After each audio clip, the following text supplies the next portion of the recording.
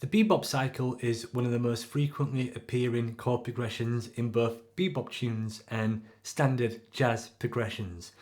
What we're effectively talking about here, at least to begin with, is a cycle of dominance that starts on one chord, like a dominant 7th chord, and then moves through a cycle, repeating the same chord structure until it usually resolves to something. In today's lesson, I'm going to teach you how you can improvise and play over these progressions by giving you a few common bebop patterns. So let's get into the lesson. Hey everybody, Jamie Holroyd here, helping you learn jazz guitar.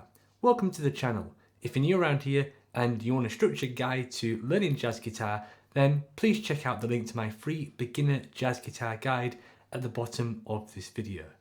Furthermore, if you'd like the accompanying 2-page PDF that comes with this class, then please check out the link to my Patreon page where you'll get this and PDFs for hundreds of jazz guitar lessons here on YouTube. For the purpose of all these examples, we're going to be talking about a cycle that begins on G7, goes through a cycle, and finishes on D flat. This is exactly the same kind of cycle that happens in tunes like Jordu. Hopefully it goes without saying that you should carry these patterns on throughout all 12 keys and start on different chords.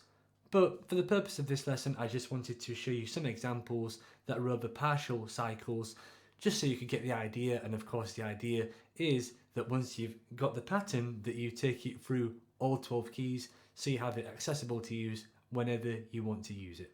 The first pattern uses guide tones, so let's hear how it sounds against the chords.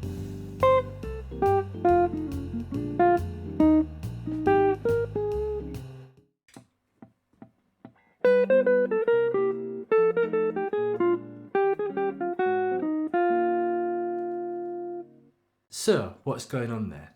Let's have a listen to the pattern played slowly so we can hear what's going on.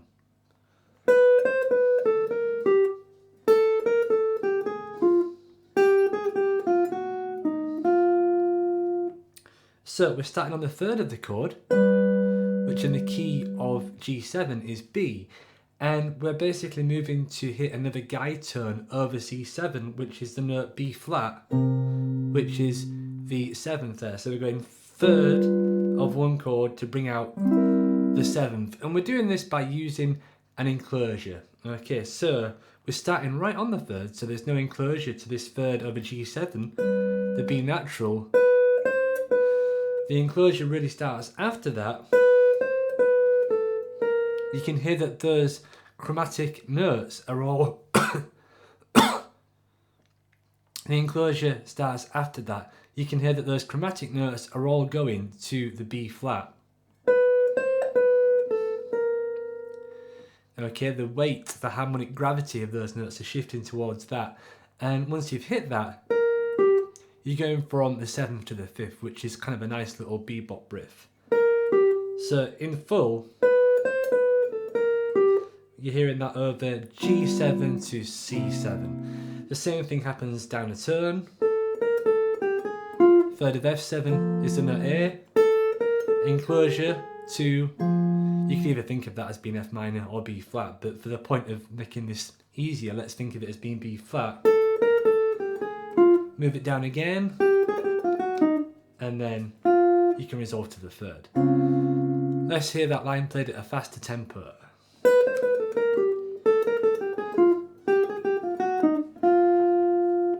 And that almost sounds similar, doesn't it, I think, to the original melody line in Jordu, which basically uses enclosures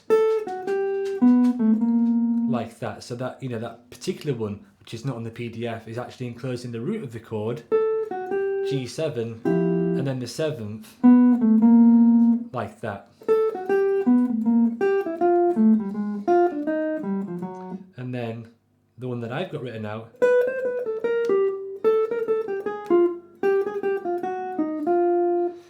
and of course, you know, you don't always use these exactly as they're written, where you're just playing the same thing down a tone.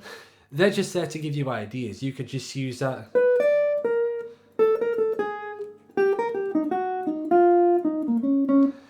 that guide tone like that, and that's in a more melodic way than simply just kind of playing, you know, the same pattern over and over again. So that's the first pattern, the guide tone pattern, which goes from the 3rd to the 7th of the next chord.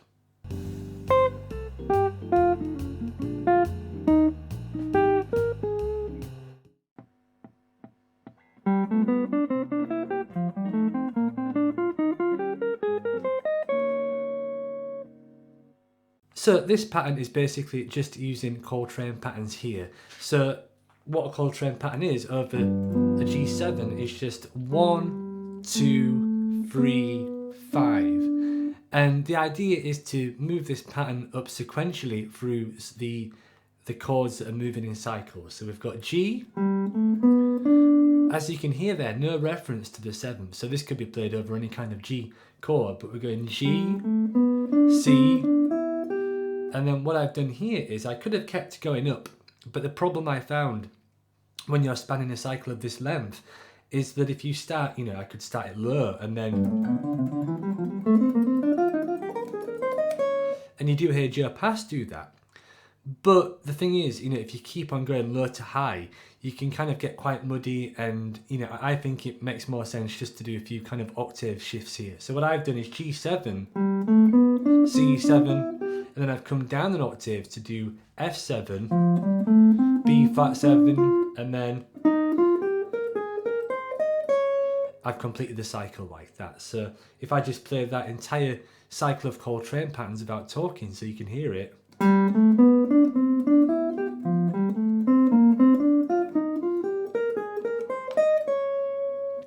Once again, it's not something that you would use all the time, but you can use them to start a line. So if you were just playing over that, you can maybe start a line with a pattern.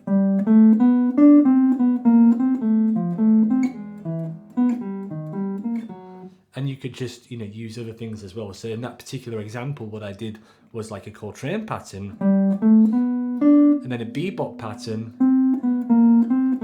and then I could resolve to, you know, the 3rd of F7 there, which is a, and do something like that. I'm not always tied to using that pattern sequentially.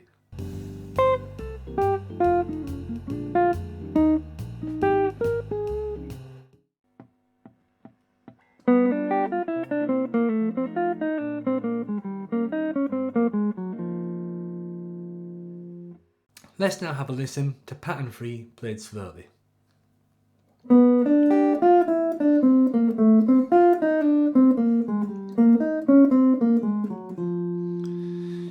Okay, so this is a little bit different from the first two. What I've done here is try to keep everything in position. So I'll play it both ways just so you can hear it. In fact, I might even start by teaching you it in one fingering first. So once again, we're on G7, but what we're doing here is combining an arpeggio sound with a scale sound. So we're starting on the 3rd of G7, and we're playing this kind of inverted arpeggio. You hear Joe Pass and people like that use this all the time.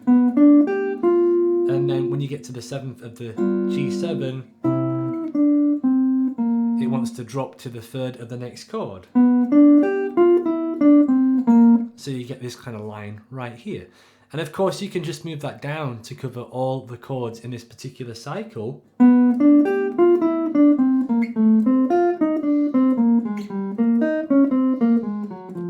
And do that, which is great. You could do that if you like. But you can keep it all in position as well. So if I start by playing it here in G7, I'm thinking 3rd of the C7, 2nd, Ru, 7th, drops to the 3rd of F7, then it goes to the 5th, Ru, then 7th, and then 3rd of B flat 7. And once you've hit the 3rd, you're going to go for the 2nd, the tonic, 7th, and then you're going to go to the 3rd of E flat, and then you can carry the pattern on and then resolve to that. Okay, so it's a bit trickier because you can't rely upon the same fingering, but it really makes you think about the chords more. So that's another way which you can vary that. One other thing that I like to do with this particular pattern is, if I go back to this fingering position, is you can just kind of keep it as a shorter kind of bebop lick, you know, something that sounds similar to what you might hear on something like Groovin' High, a short punchy lick.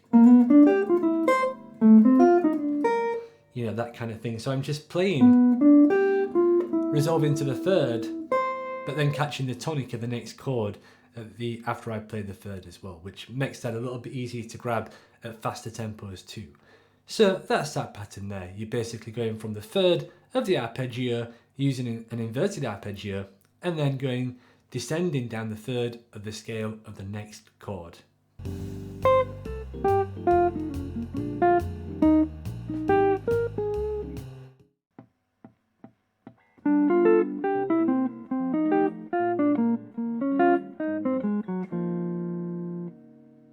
This idea is more of a swing thing, so what we're basically doing is looking at companion minor chords, and one way which you can kind of get access to those without going down too much of a rabbit hole right now is to think, if G7 was acting as a 5-1 chord, what would be the 2 chord that would go with that particular 2-5-1? So in the key of C, the 2 chord would be G7, so the 2 chord would be D minor 7, so you'd be playing D minor 7, G, C.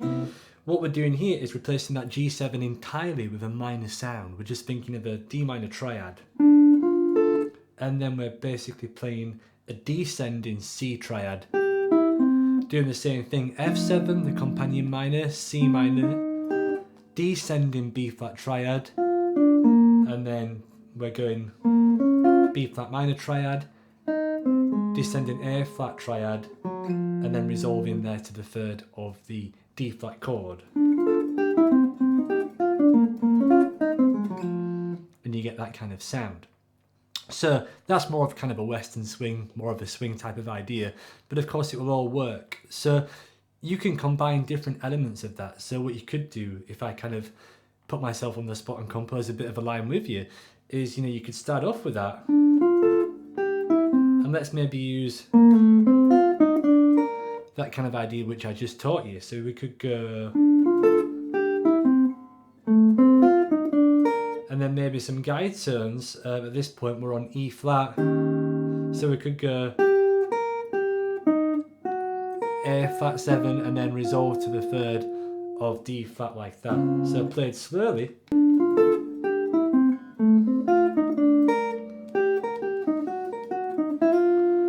So played a bit quicker.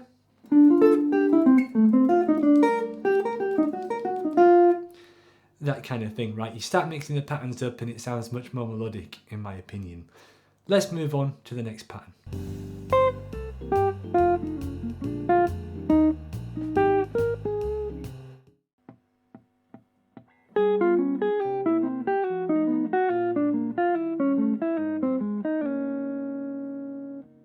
This next pattern uses tritone substitution, really. This is much more of a Monk type of an idea. He loved to use tritones in his music, so rather than just play this kind of thing, Monk would probably go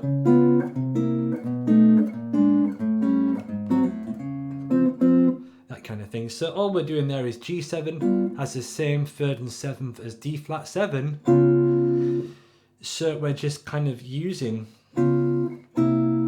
that to our advantage and playing into the second chord, which really makes the second chord sound a bit stronger, in my opinion. So D flat 7 to C7, and this first example just outlines that movement by using triads,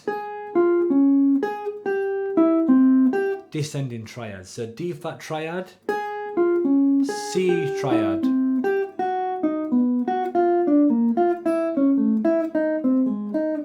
and then it resolves to the root of the D flat 7 chord. So played at tempo,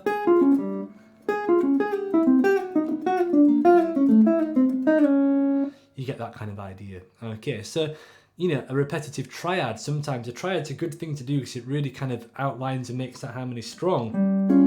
And of course if you play that triad over a G bass note, you get a beautiful sound as well. You know, you get kind of the altered tensions as well on the chord, which is a nice, if someone else is playing those original chords and you're playing these, it has a different kind of sound. Okay, let's move on to the next idea.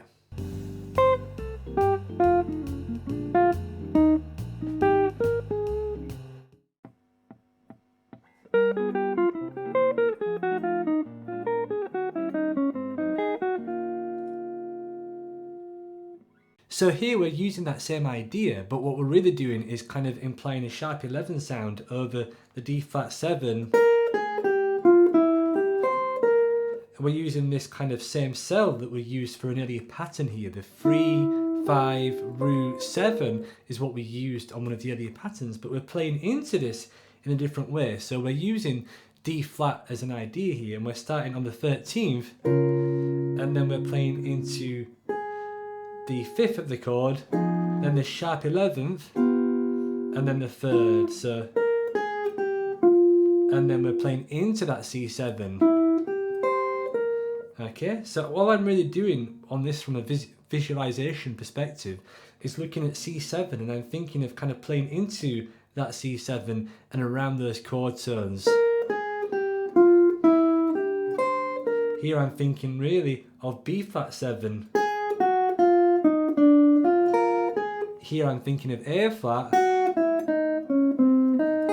and then resolving to the 3rd of the D flat major 7 chord.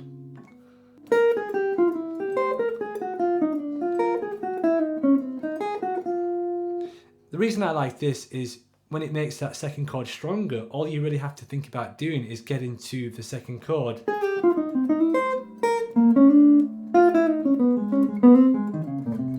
You can just really play ideas that go into that, and you know, if you start an idea on the 5th of the second chord as well, then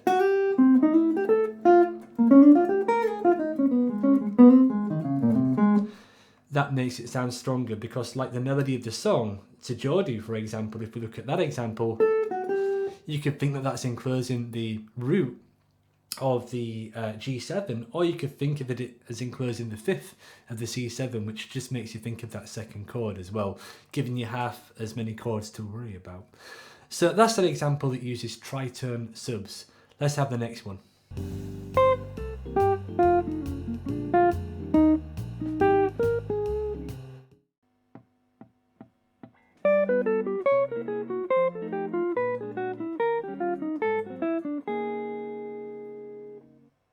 This idea has contrast to the previous one because we're now making the first chord stronger. Okay, so this line uses tetrachords, descending tetrachords, Coltrane patterns, which we did look at in a previous example of the original harmony, but we're now using them to suggest some different chords. So we're going G7, G flat 7, descending, and then resolving to the 5th of the D flat chord. So played at tempo.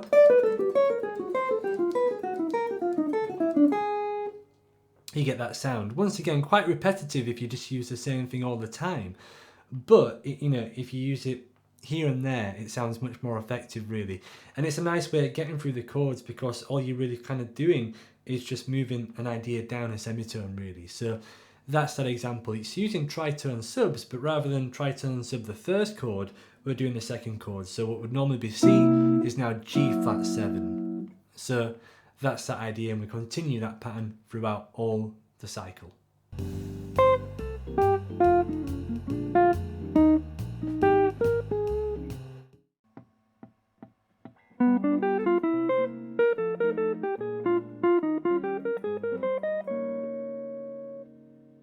Okay, so as I've been mentioning throughout this entire lesson, one thing that you've got to do is basically put the concepts together. So what you just heard there is an example of me putting these concepts together. Just to give you a written example, I've kind of been doing that all the time, but I've transcribed one idea which is on the PDF, and you can check that out as well. So just to break that down for you, what we did there is we started with that kind of that arpeggio pattern, which is probably one of my favorites. And then there's our enclosure pattern that we've been using, and I keep glancing at the PDF here, so you'll have to excuse me. I always play these things different unless I look at the PDF. And then we finish off by playing Coltrane patterns. Now, key to this is adding syncopation, which usually means adding maybe 1 or 2 notes to these patterns to make them sound a bit more musical. So the first one, I've already explained that, but this enclosure pattern previously just started on the 3rd of the chord, which is okay, but if you have too many phrases that just start on beat 1, it doesn't really sound that good, I don't think. So what I've done here is I've just, before I get to that, I've just added a note to kind of play into that line a little bit. So,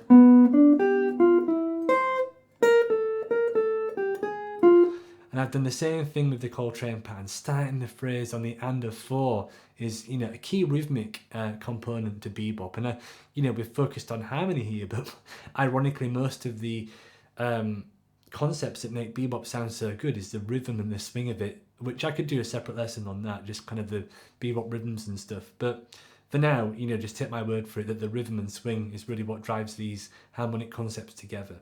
So yeah, the last one, it starts, you know, that's what's going on, but rather than just start on the E flat, I just start a tone above it. Just adds a little bit more swing to the phrase, I think. So let's say that phrase played slowly.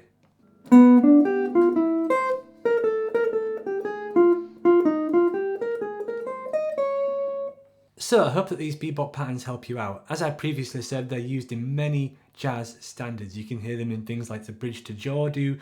The tune CED by Joe Pass is another example of one. You can throw them over rhythm changes, as you can find out in my rhythm changes guide, which is a course on my website. You can throw them over the jazz blues.